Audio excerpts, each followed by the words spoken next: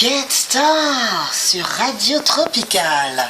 Ce matin, je reçois cet auteur-là, celui qui a, chez Caraïbes Éditions, édité 3 tomes de Mémoire de l'esclavage, Boulambamba, en naviguant vers les Indes, tome 2, et L'embarquement de Bois d'Ébène, une série BD sur l'histoire de l'esclavage qui se veut un rappel historique et exhaustif de ce que furent les terribles pratiques des traîtres orientales, intra-africaines et occidentales à travers les âges, que peuvent se procurer et lire les ados dès l'âge de 13 ans, les grands évidemment, les petits et les grands.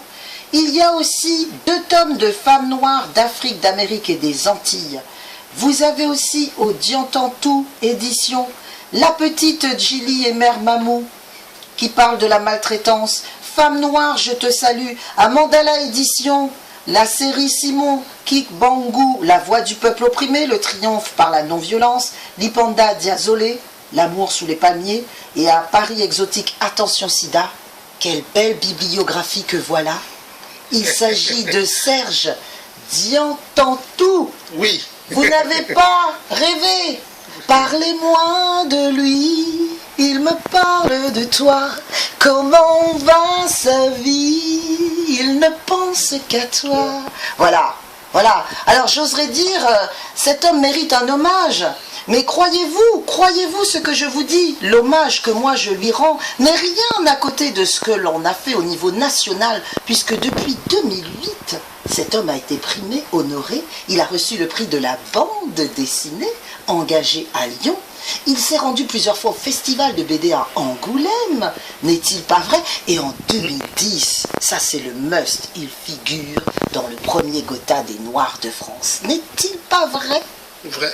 Et le premier et le deuxième Gotha.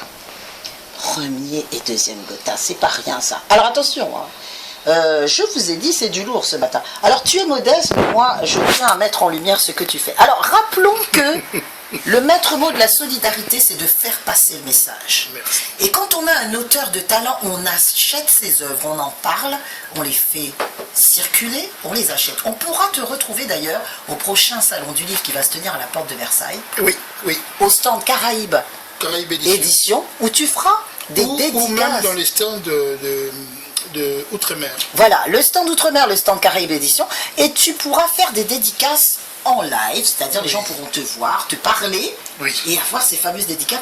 Et je vous assure, le petit dessin, c'est pas rien. Parlons maintenant de cet ouvrage que tu défends aujourd'hui. L'homme noir n'est pas n'importe qui, c'est un homme soit d'Afrique, soit d'Amérique ou des Antilles principalement. Voilà. Et cet homme noir, quand on regarde ton ouvrage, il est magnifique. On a en première de couverture Bob Marley, Barack Obama. On a l'ancien maire de Fort-de-France et l'auteur poète Aimé Césaire. On a évidemment Nelson Mandela. Et tout niché derrière, Patrice Emery Lumumba. Voilà, j'ai préféré que tu prononces parce que moi, quelquefois... Mais en quatrième de couverture, il y a le grand The Great Usain Bolt, l'homme le plus rapide du monde. Voilà, l'homme le plus rapide du monde que vous avez vu aux Jeux Olympiques de 2012. Rafler tous les titres avec brio et vélocité, c'est le cas de le dire. Et il n'a pas fini, il ne fait que commencer. Il en mangera encore des médailles, il en mangera. Quelle vélocité, quelle dextérité, Écoutez ma prière, fétiche des ancêtres, ramène ma belle à la raison. Petite lumière, réveille ma belle, qu'elle vienne, ma pirogue nous attend. Cette nuit, c'est la dernière qu'elle s'endorme, pour ma belle, dans la case enfumée de ses parents. Quand il fait ce soir, petite lumière danse, je commence à mourir. Au fétiche d'âme chance, la nature va sourire, le reflet de lune tremble, et la case va s'ouvrir, c'est ma belle innocente. Fétiche vient d'Afrique, exaucer ma prière, marabout d'Afrique.